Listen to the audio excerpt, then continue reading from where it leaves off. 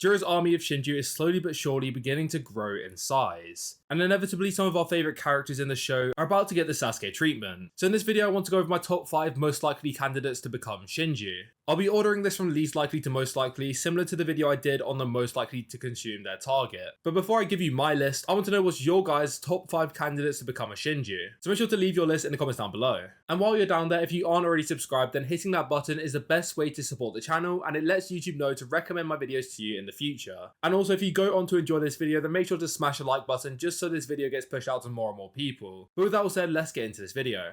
So at my number 5 spot, I have got Rock Lee.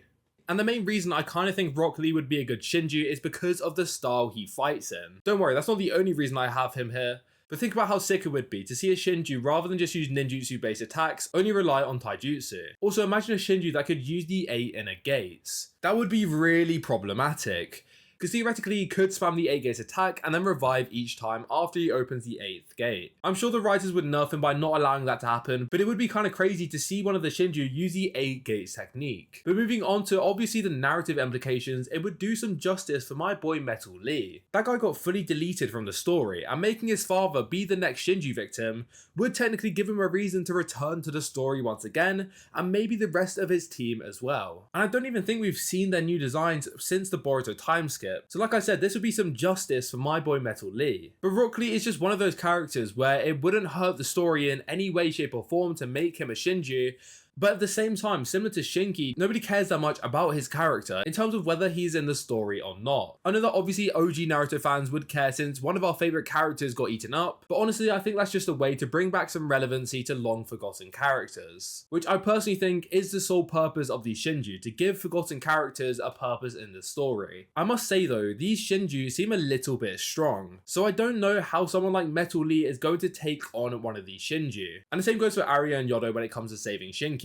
So it would definitely be interesting to see how this dynamic ends up playing out, if it does obviously end up happening. And at the end of each pick, I'm going to give who I think is going to be the target of this new Shinju. So in Rock Lee's case, I just feel like it makes so much more sense to make it Metal Lee as his target. And I really don't think it'll be 10-10, and I think Metal Lee is the most likely candidate. Alright, so next up on the list, at the number 4 spot, I have got Kakashi. The problem I have with Kakashi is a lot of the Shinju, when they become a Shinju, act like ways of motivating certain characters to become stronger in order to save the user that was consumed by a claw grime. But Kakashi, because he is an older character, isn't very close to any of the new generation of Naruto, the ones which this series will primarily focus on. But at the same time, he seems like one of those perfect characters to become a Shinju. He is slowly fading in terms of relevancy in the story. As a matter of fact, given he didn't even step up as Hokage, he hasn't been shown in the series for a really long time. I want to say the last time we probably saw him was literally when he was training Boruto. But he was such a huge part of Naruto, so it does really feel weird for him to lose all relevancy in the sequel to that series. I know this is supposed to be a showcase of the new generation of characters, but that doesn't mean all the old characters from Naruto should completely lose their relevancy in the series, especially someone like Kakashi. Kakashi is still insanely strong, and I think a Shinju version of him would be very strong as well. But like I've been saying, who does Kakashi getting consumed give motivation to? Now I'm not saying that's the only reason people can become Shinju, but at the same time I feel like it's something the writers always focus on when they decide who is going to be the next Shinju. Perhaps whoever Kakashi saved in the process of getting eaten will feel a massive amount of guilt at his sacrifice, and will train to be able to fight alongside Boruto and his peers to take down all of these Shinju. But I can't justify putting him any further up this list from a narrative perspective, but when it comes to the writers almost giving us fan service on giving OG Naruto characters some screen time, it would certainly do a great job of that, as Kakashi is definitely a fan favourite. And I think whether Kakashi becomes a Shinju depends solely on how sparing are the writers going to be when it comes to making people into Shinju. Will there end up being 10 to 20 Shinju by the end of the series, or will there only be like 5? And I think unfortunately it's too early to tell where the writers are going to go with this. Anyway, in terms of a target for Kakashi Shinju, I really don't know, to be fully transparent. Maybe he might guy, but come on, if that's the case, we can't be abusing cripples like that. It's just kind of uncalled for, to be honest. But Kakashi is definitely a bit of a weird one, but the fan service is definitely there if he were to get consumed. But moving on, next up on the list, I have got Temari. Now this is definitely an interesting one, as Temari would be the first person from Naruto's generation to become a Shinju, besides Moegi if you want to argue that she was part of that generation. And similar to most people on this list so far, she just has that kind of vibe about her that makes you think that she can definitely become a Shinju. Like, let's be honest, this wouldn't be a massive reveal if this did end up happening. And I think that's half the reason why it makes sense for Temari to become a Shinju. She isn't one of those massive names like Sasuke, but this time instead of fan service like we saw in Rock Lee and Kakashi's case,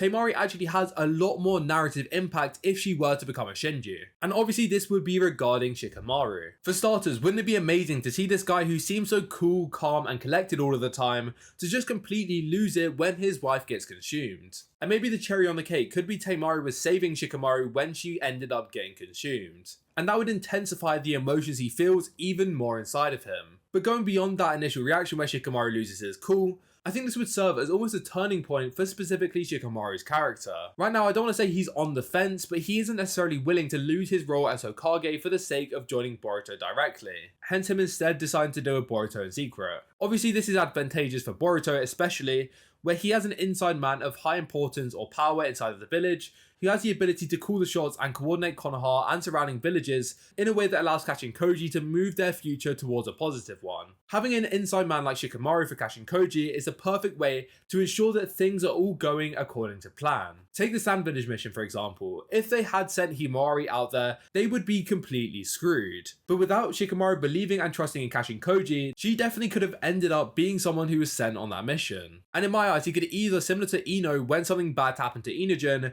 because he loses his cool and doesn't see everything with a level head like he normally does, he could decide to instead blame this on Boruto and Kashin Koji and decide that he isn't going to cooperate with them anymore, which would turn the story and their situation into complete chaos. Since as of right now, with Kashin Koji's ability being so insanely overpowered, everything right now seems to be going a little bit too well. So this could serve as a little bit of a shake-up to the story to make things a little bit more interesting. Alternatively, Shikamaru could betray Konoha, which once again wouldn't work in Boruto and Kashin Koji's favour. And either way, this is really going to shake up the story massively if Temari did become a Shinju, which is why I think this is a likely scenario to take place. Obviously for a target, Shikamaru is the first one that comes to mind, but you could obviously argue that Shikadai would be her target instead, which is definitely valid, but I think at least one of the Shinju at some point is going to target Shikamaru. And I think the person at the top of this list actually will target Shikadai instead. Anyways, moving on to my number 2 spot, I have got Sumire. Another very interesting one as we start moving into characters who both hold significant importance in the story, but also have a massive impact as a Shinju. So as we all know, Sumire and Sarada have this beef going on right now. They both love Boruto, but Sumire is more open about her feelings towards him, whereas we all know that Sarada is instead trying to suppress it. Then Sumire and Sarada fell out, and we all know that this conflict is taking a massive toll on Sarada, causing her to lose concentration constantly on the Sand Village mission, as it seems that she can't get her mind off of what Sumire has told her. So if Sumire became a Shinju before that conflict is resolved,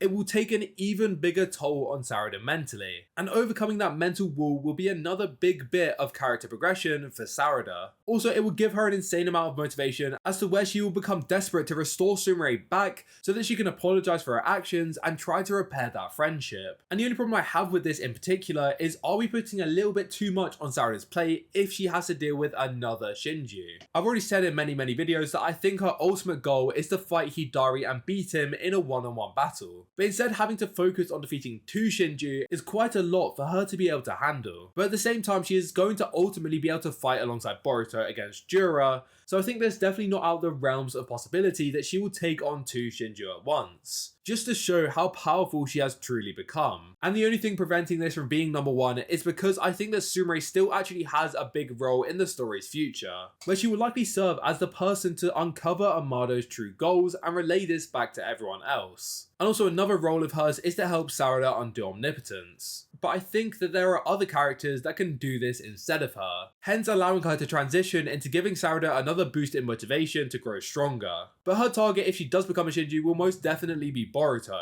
Or to all those shippers out there, it could be the writer's way of showing us that the person that she truly loves is instead Kawaki, which I know a lot of people seem to think is the case. But I'm not trying to get too controversial in this one, so let's stick to the notion that Boruto will be her target. Anyways, moving on to the number 1 spots, I have got Chocho. The main reason I have Chocho so insanely high is because she fits the criteria of being an important character in the series, so the impact on us readers is going to be quite big, but the impact on the characters around her is going to be even bigger. And one character in particular is going to be Himawari. It's clear that during the time skip, Team 10 and Himawari have been training together, and Himawari and Chocho in particular have grown to be really close friends. So if Chocho becomes a Shinju, Himawari will not only lose control once again, but she will finally get some motivation to join the battle against the Shinju. I say finally like she isn't already motivated to do so, but I just feel like she isn't as interested in the battle compared to people like Sarada or Kawaki. But at the same time, I feel like she's going to have a huge role when it comes to ultimately defeating the Shinju and Jura, with the writing surrounding her character almost implying that she has a limitless potential, which I'm sure given her importance she will eventually be able to fulfill. And I think Chocho becoming a Shinju is almost a perfect way to get Himawari to lock in,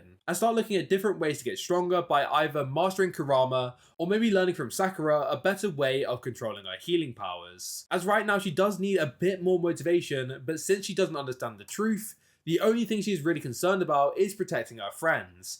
And I guess Boruto for her is almost just an afterthought, and especially the Shinju as of right now isn't something that she feels directly affected by. But having her best friend turned into a Shinju will definitely allow Himawari to finally fulfill that potential she was written to one day have. And as a target, I think it's a real tough one. On one hand, I would just say that it's Himawari, but Jura is already targeting her, so it would feel a little bit unfair to have two people going after her. So instead, I think it will probably be either Shikadai or Inujin. Or it could instead be a love interest, which I'm sure would please all of those shippers out there. But with that said, that is going to be a wrap for this video. Make sure to leave your thoughts on who you think will become a Shinju, as well as anything you disagree with or want to add in the comments down below. If you did enjoy, then make sure to smash the like button just to let me know that you guys are enjoying the content, and it also pushes this video out to more and more people. Also, if you want to see more content like this, then be sure to subscribe, just so YouTube knows to recommend my videos to you in the future, and it also helps out the channel massively. But with that all said, I hope you enjoyed, and I'll see you all in the next one. Goodbye.